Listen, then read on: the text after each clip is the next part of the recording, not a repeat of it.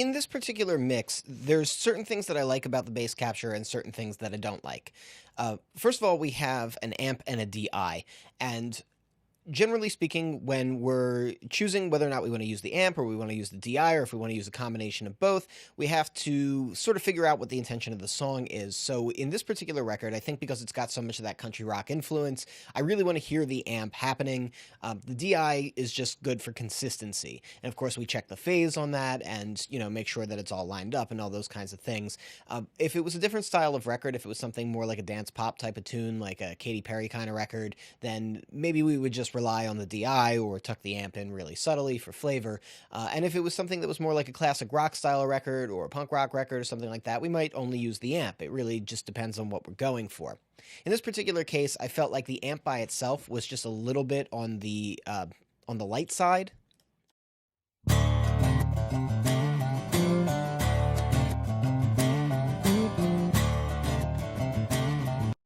It's not a bad sound at all, but it's just maybe a little touch thin sounding. As soon as I pull in the DI, even if I have this tucked down by like 12 dB,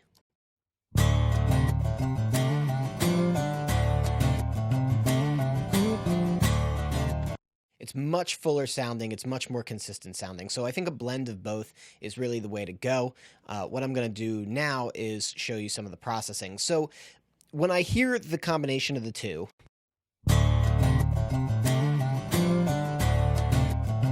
I think that it's good, but I think that it's a little loose. And what I mean by loose is not just in the sense of the dynamics, which are a little bit up and down at points, but also in terms of the focus on the individual notes. We're not really hearing just the individual notes, we're also hearing sort of a wide band of that note. So it kind of has this effect that's almost like reverb with no room, so to speak. So if we had a very focused fundamental tone, our frequency bands would look like this, the way that I'm making my hands move. So each one of these would be a note. But the way this sounds to me is more like this, where there's a lot of extra tone around those fundamental notes. And so we end up getting this kind of washier sound.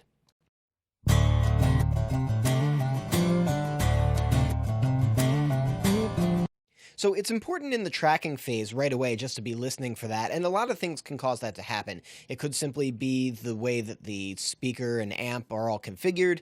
It could be just the model of the bass. It could be the tuning. It could be where the action's set. It could be some room modes happening inside of the capture.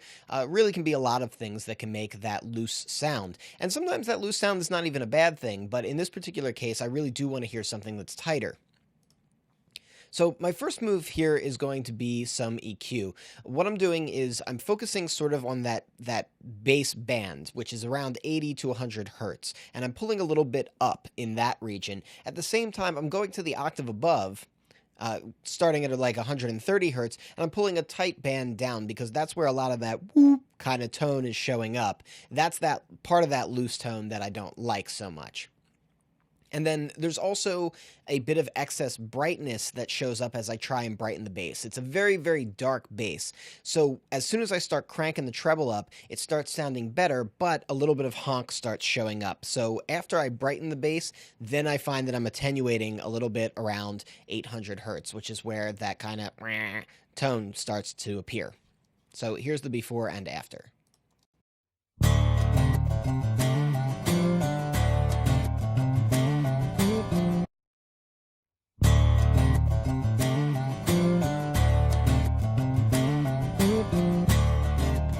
So it's clearer, it's cleaner, it's stronger. We're going in the right direction here. Now, my next move is going to be to do some compression. Now, this I'm still sussing this out even now as I'm explaining this, but basically what I want is to tighten up the overall sound. I also want the compression to impart a little bit of tone to lift the sound forward. Right now, it's still sort of a darker bass tone. It's kind of living toward the bottom of my top to bottom field. So I can use a compressor that's got a brighter tone, like an 1176, and actually move it in position up the speakers a little bit. And what's going to happen is, as I do that, it's going to start translating better to laptop speakers, small speaker systems, anything that's band limited.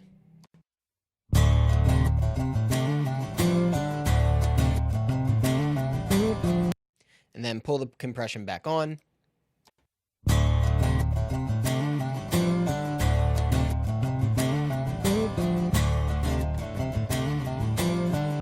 So it's a little bit of give and take here, and I might refine it a little bit more, but basically we're getting a more consistent tone, and we're getting a tone that seems to be sitting better in the mix, but we are losing a little bit of the natural dynamic of the player, which this is the same player playing both the guitar, dobro, and bass, so we are losing a little bit of the groove. So I need to play around with the settings right now. I've got the attack pretty slow. I've got the release fairly fast, but I think there's just a little bit too much compression going on. So I'll go back and I'll fix that in a moment. All right, my next move is just a little bit of corrective EQ to kind of sit the bass down a bit.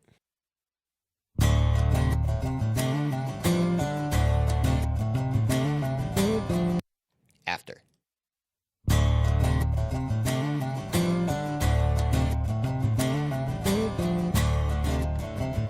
So what I want is for the bass to feel like it's an extension of the guitars. It's the same player playing basically the same line and rhythm, so it should feel like it's all one connected piece. When I don't have this EQ on, it feels like the bass is kind of stepping forward in front of the acoustic guitar and the dobro a little bit. When I put it on, it feels like it sinks back.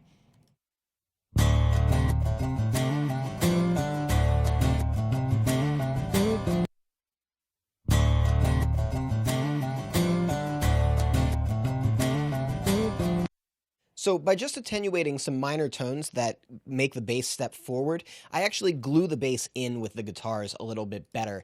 And that inspired my next move, which was to then give a little bit of weight to the acoustic guitar and the dobro.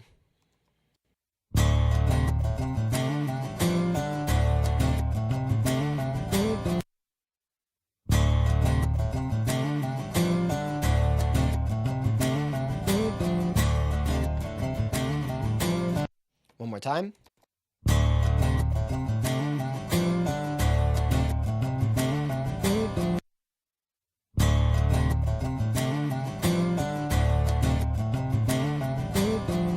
That's starting to sound pretty good. So what I did there is I'm pulling up that natural bass range, that octave that is like between 100 and 200 hertz, and that's the body and weight that's showing up in both the acoustic guitar and the dobro.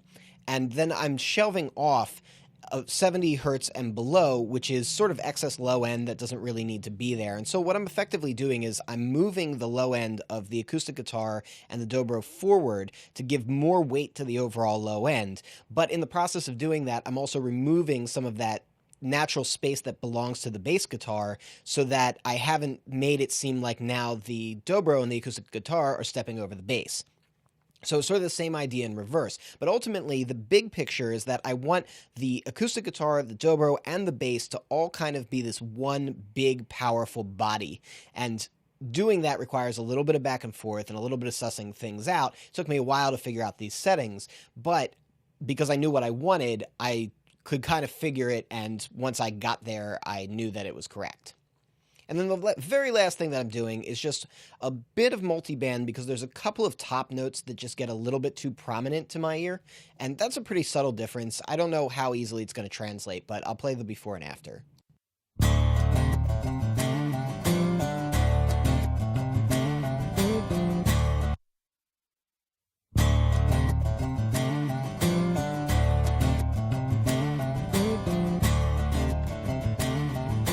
It just smooths it out, and this needs a little tweaking too, actually. The attack is too fast. I'm going to slow that down because I am losing a bit of the edge of the note. And I'm going to slow the attack down on my 1176 a little bit as well.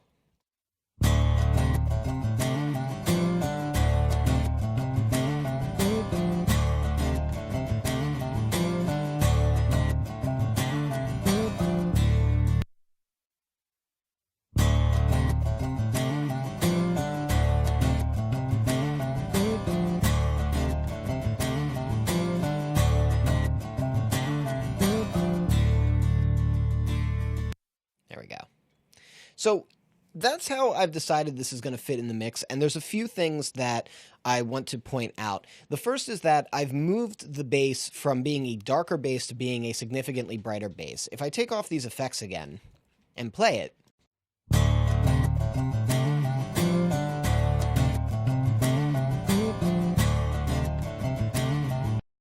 your ear is going to hear a lot more of that subweight, whereas if I put on these effects,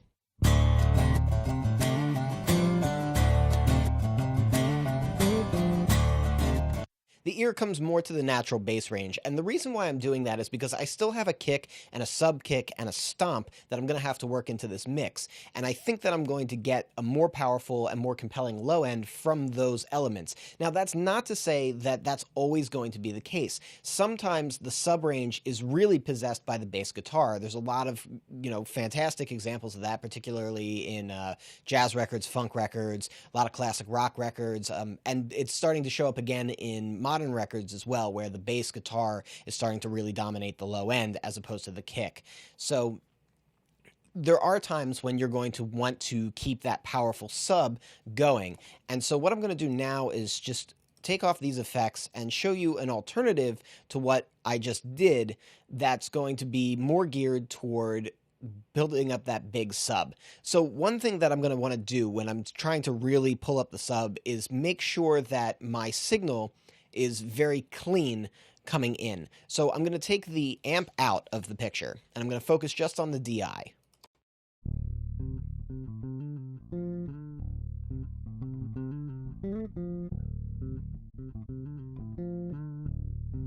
So the DI, it sounds good. One of the things that is bothering me, though, is that the sub is loose. Same word I used before. So what I'm going to do is take a high-pass filter, and I'm going to use a pretty steep cutoff at around maybe 40 hertz, 45, somewhere in there. And I'm going to try and eliminate all of the low-end rumble, while at the same time kind of playing up and preserving the sub range.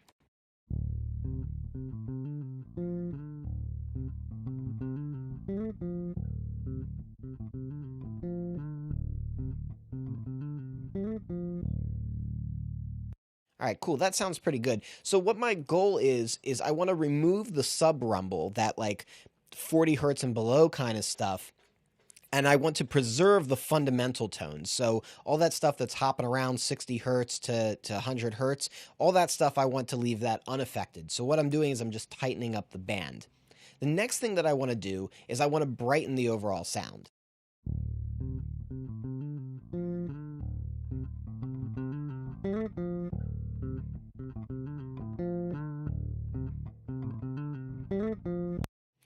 All right, and now I want to make that sound very consistent.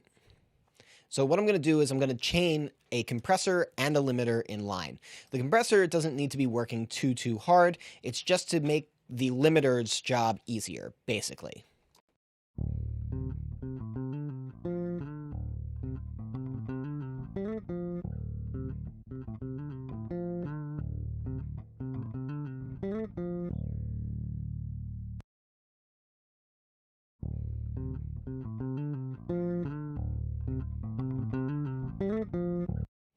All right, now the limiter. And my thought process here is what I really want is for this DI to almost sound like it's a really high-end synthesizer, like a really realistic sounding bass synth.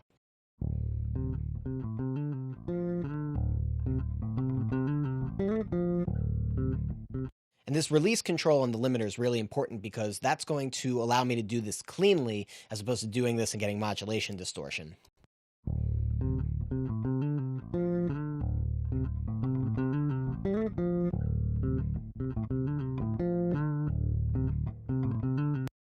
All right, so once I have this very clean signal going,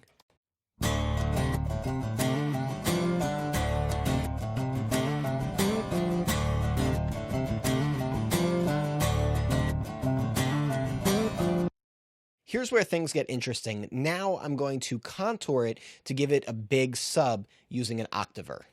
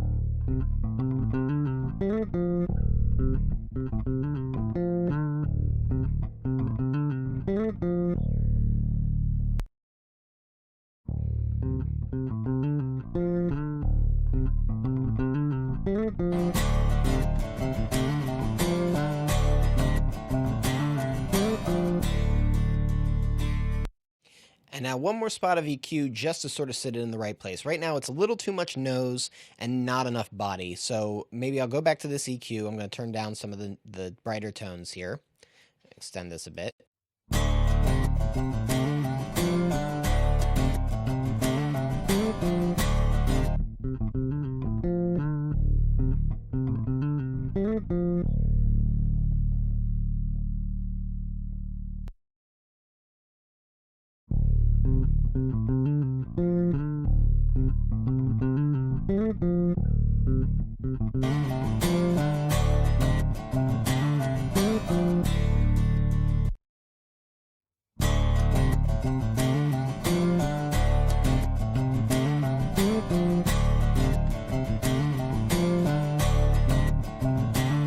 So you hear when those bass notes drop, they're very strong and full, but at the same time, it's not like the dynamics are jumping around acting all crazy. The bass sounds like it's a fairly consistent tone. So this approach to using the DI and sort of thinking of it as if it was like a really nice synthesizer can be a super useful technique. This is not really the right bass for that job. I just kind of wanted to show the process of going about it, but I can now A-B how we originally said it versus, you know, what we've got here.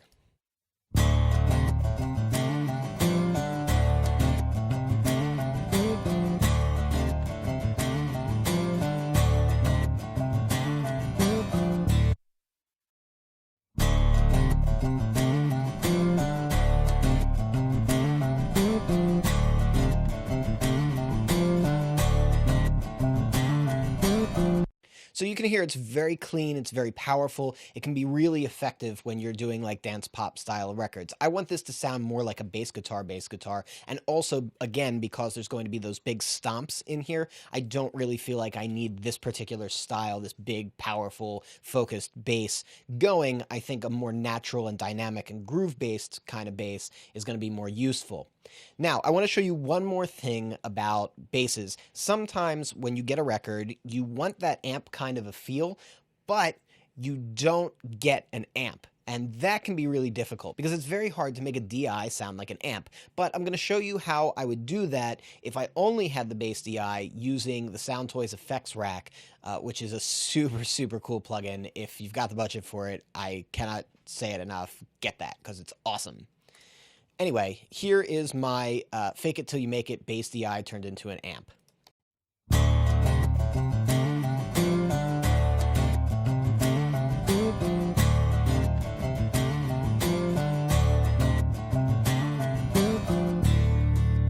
You gotta admit, that sounds pretty cool, and it sounds a lot like a bass amp.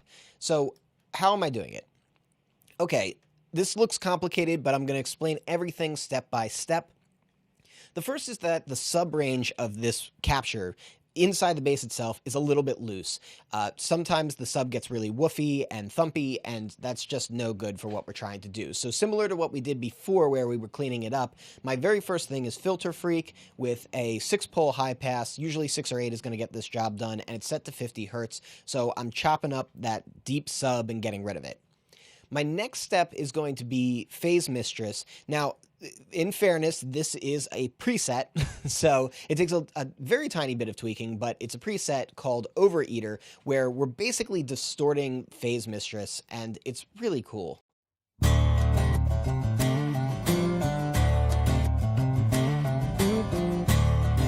Basically, we're overdriving the input, and we also have a resonant bump here at 25 hertz, and that what we've effectively done is not so different than what we did with the Octaver before. We're cleaning up the bad sub that we don't like, and we're replacing it with a better sub that's more consistent and fuller sounding. And then I'm using this mix knob to kind of get the blend between that sub push and the actual guitar to where I like it. And, you know, contouring setting the levels so that they make sense. I'm getting the right amount of distortion, all those kinds of things. All right, my next move is going to be a slight chorusing effect because A lot of times when you've got really, really big bass amps, you'll actually have multiple cones, like a four stack kind of a thing. And that can be a really great sound. And a lot of times when I'm miking those up, I'll actually mic two cones and I will get them pretty close to being in phase. But because of the natural imperfections, it creates a natural sort of spread. And chorusing a bass can just be cool in general. So I'm using Echo Boy and I'm using just a slight bit of delay. And it's only 2 milliseconds here, but what I want to point out is that under this tweak setting, you also have this width control and this left-right offset. So the left-right offset is going to delay one side, specifically the right side, and I'm doing that by about maybe 17 milliseconds, which creates that Haas effect. I'm also using the low cut here to get rid of the all the bass stuff, because I want the bass itself to be in the center, but I'm going to use some overtones to give it some spread.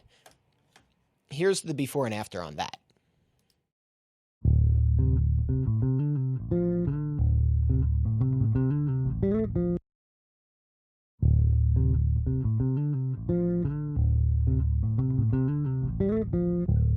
So it's subtle, it's just a slight bit of washiness that kind of makes the bass go from here to here.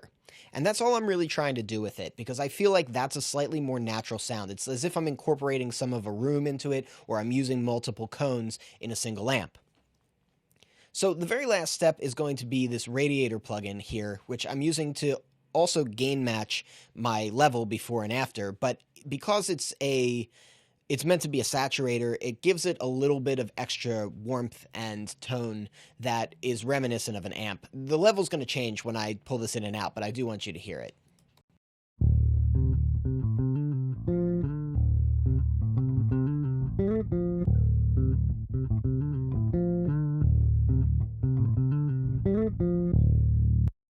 So that's, I mean, it's pretty cool. I'll bypass each effect, and then I'll bring them in one at a time so that you can hear what I'm really doing with this. And this, you know, obviously your bass is going to indicate exactly how you shape all of this stuff, but I think it'll give you a lot of food for thought in terms of what to do if you only have a DI.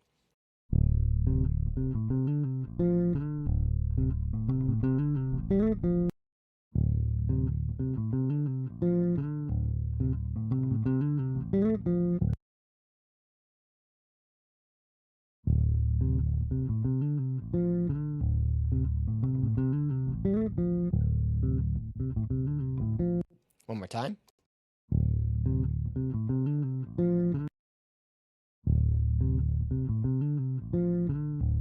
Cool. My chorus.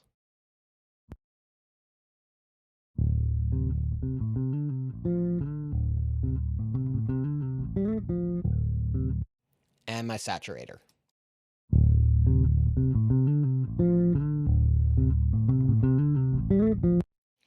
And then the very last thing I'm doing is just some shaping.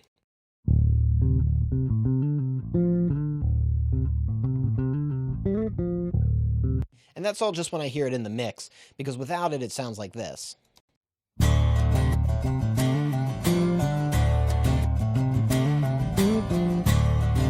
Which isn't bad, but again, I'm going to have a lot of other low-end elements in there, so it's a little bit loose. I want to tighten it up.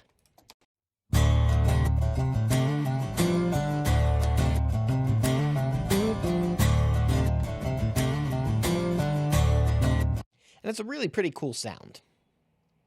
All right, let's move on.